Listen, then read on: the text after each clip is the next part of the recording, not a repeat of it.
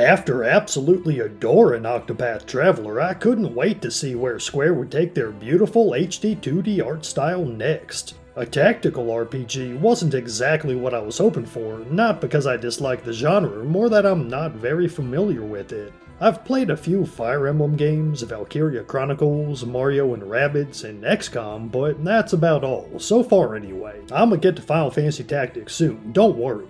Speaking of which, Triangle Strategy's got more in common with FF Tactics than, say, Fire Emblem. There's not many wide-open, flat fields, for example. From snow-capped mountains to scorching sands to active mines, sheer cliffs, and palace interiors, Triangle Strategy favors smaller but denser maps with lots of rough terrain to navigate. Skills that take advantage of this terrain in some way are essential, and there's also a back attack mechanic, where hitting someone from behind always results in a critical hit. Strategically analyzing a map with these variables in mind and figuring out how to attack without getting overwhelmed is generally where the challenge lies. If your units and planning aren't up to snuff, you're probably screwed, especially on hard mode. Fire Emblem, on the other hand, involves a lot more luck and leans slightly toward tactics than strategy. That's fun too, I freaking love Fire Emblem, but I had a blast experiencing this different style of TRPG.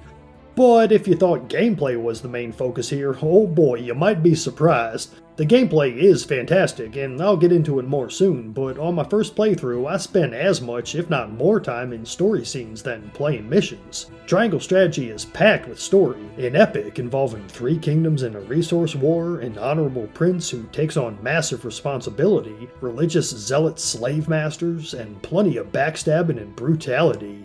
The plot itself is fairly compelling, though mostly unoriginal. I'm more blown away by its presentation, those stunning HD 2D scenes. One thing I like about 2D RPGs is how there's zero difference between gameplay and cutscene visuals. It helps immerse me more, and HD 2D is a great way of achieving that today without breaking the bank.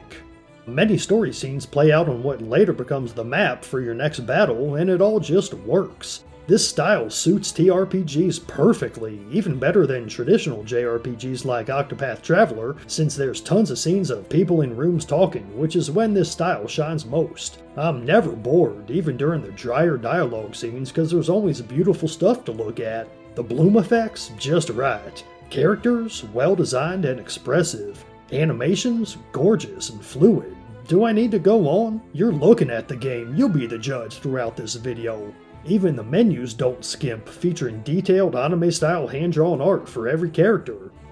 The story, however, probably isn't for everyone. It's no doubt a JRPG, but it leans heavily on the recent Western fantasy trend of grittier, more realistic worlds with plenty of grey characters. There's not a lot of goofy moments or silliness. Triangle Strategy takes itself seriously, and it's effective if you're into that. I am, but even so, some of the cutscenes drag on too long. It doesn't help that the English voice acting's painfully slow and stilted, as if the actors were reading the dialogue as it slowly appears on the screen or something. The voices themselves aren't bad, just their incredibly slow pace. I had to switch to Japanese, and wouldn't you know it, they spoke normally. This has gotta be due to a problem in the localization process or something. It's a real shame. Triangle Strategy's soundtrack, though, is nuts. It's my favorite part of a game that's already got a good story and fantastic combat. The weird thing is, there's nothing particularly special or unique about the songs. They're just masterfully written and performed with the kind of simple, catchy melodies that make you wonder why you've never heard them before. Most tracks resemble military marches or fantasy battle themes you hear in movies with plenty of classical influences, but there's tons of variety too. Lighter, sweeter themes, beats for dramatic story moments, everything you could want.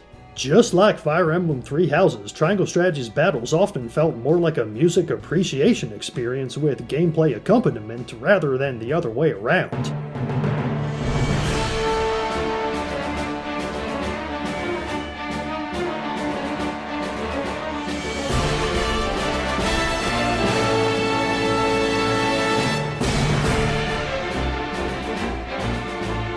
There's even a track featuring squealing guitars, as well as a voiced theme song of sorts. Okay, that one's a little cringy when the vocalist literally sings the words Triangle Strategy, but it's pretty great otherwise. I mentioned this game puts an emphasis on strategy, whereas Fire Emblem leans toward tactics, and I want to go into that more. In Triangle Strategy, there's no permadeath. You can complete a map with any number of downed units and they'll be just fine for the next chapter. Or if you fail a map, you can restart it right away, except you do not lose the XP you gained. It ain't like reloading the save, in other words. That's a damn cool way of structuring a TRPG. I played on hard, and Triangle Strategy's no slouch in the difficulty department, so I approached many of the later maps assuming I'd fail at least once. This made me more willing to go for riskier or flat out more fun strategies that I probably wouldn't go for in an FE game. Because Fire Emblem's got permadeath and a lot of randomness, in those games you could have a great plan, but if you miss or get crit a lot, you'll quickly have to adapt since losing a unit is unacceptable for most players. So you sorta do the same thing on every map. Play it safe, keep all your units out of enemy range, and chip away when you can, since you could get screwed by something unexpected. In Triangle Strategy, you need an attack plan and you need to execute it. Turtling through maps like in Fire Emblem is usually possible, but takes forever compared to coordinating your units and using their skills together effectively to up your army's total potential. And that's doubly true on hard mode, where turtling doesn't become a better strat like in FE, it's actually worse. Triangle Strategy is about carefully examining the map, choosing which units to take, figuring out a good position and approach, and deciding how to combo units off each other. Then the execution is the easy part. Every character offers a unique spin on their main class. For example, Narv is a mage with extended range and some healing capability, but weaker raw damage than other mages. Corentin is an ice master who can set up walls to delay enemies or use icy terrain to boost his damage potential. Eridor is a bruiser who can draw enemy attacks, while Roland is an agile horseman who can slice through multiple enemies at once. Throwing a unit into the fray alone is reasonable as long as it does something useful for your strategy, since if they die, it's not a big deal. There is still plenty of tactics involved, like dealing with ambush spawns, but the game requires a more methodical approach than the TRPGs I'm used to. I spend way longer in the planning screen here than I do in Fire Emblem, that's for sure. Also, unlike Fire Emblem, healers in Triangle Strategy aren't all that great. Now, they can be used effectively. I've seen fantastic setups that do include them, but to me, healers are boring since they're so specialized. I'd rather use other, more exciting units who can deal a lot of damage or set up combos. Thankfully, healing items are cheap and plentiful, and most units get plenty of chances to use them in most battles without losing momentum.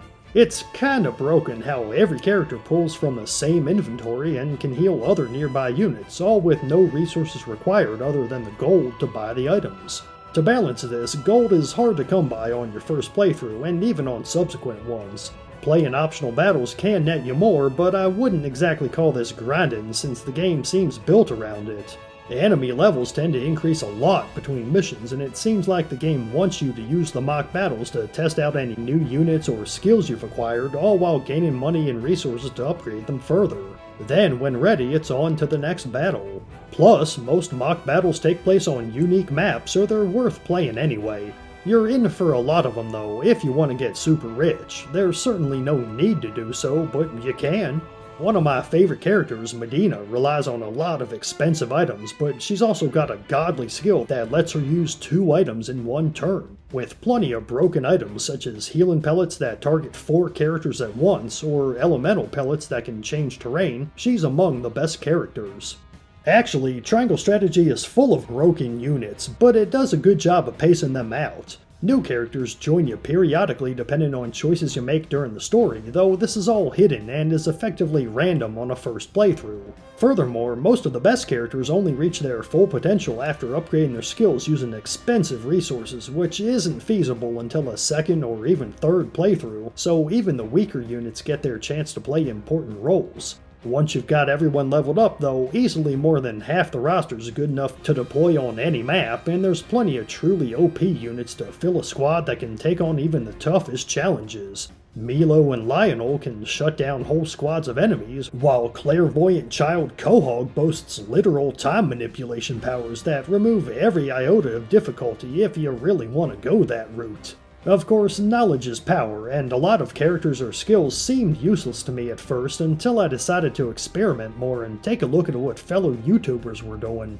My favorite flyer, Huette, remained great no matter what I did, keeping enemies at bay with her crucial long-range stalling skills, but fellow flyer Flanagan took some warming up to. He's one of those sneaky, under-the-radar characters who only reaches his full potential when combined with other units. I eventually tried out Iced Coffee Gaming's Death Ball formation and stood in awe at how simple it made damn near every map. And in case I didn't emphasize it enough, this is otherwise a tough game. Broken strategies like this aren't obvious, which makes them all the more satisfying to bust out after getting repeatedly creamed on certain maps. By my third playthrough, I had all the best strategies down and wasn't struggling even when I didn't use the super OP stuff. That's the best reward I could ask for from this type of game, the satisfaction of having mastered its mechanics. It does mean I'll probably never play Triangle Strategy again, but hey, that's what sequels are for, and I got my money's worth after a good 120 hours. Finally, I don't know what's up with the game's title. Triangle Strategy, I guess, alludes to how protagonist Sarah Noah often has to pick between three options on how to proceed: liberty, morality, or utility. These make sense for the most part. It's fun learning what each character values most and trying to sway them to your side whenever there's a vote, and the story branches quite a bit depending on your choices. That's cool, but it ain't worth naming the game after. There's no weapon triangle or any battle mechanic based on threes or triangles or anything like that, and I can't help but think this game might have sold way better with a name that wasn't generic as hell, cause the game itself is anything but. Triangle Strategy is the kind of quirky English title that probably sounds cool to Japanese ears but lands with a thud in the West. Octopath Traveler was at least unique and interesting. I actually like that name, but Triangle Strategy? Ugh, anything would have been better than that.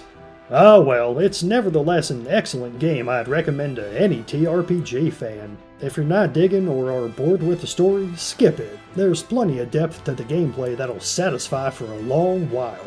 Thanks for watching. Leave a like for that algorithm, subscribe for more videos on RPGs, let me know what you thought of Triangle Strategy in the comments, and have a blessed day.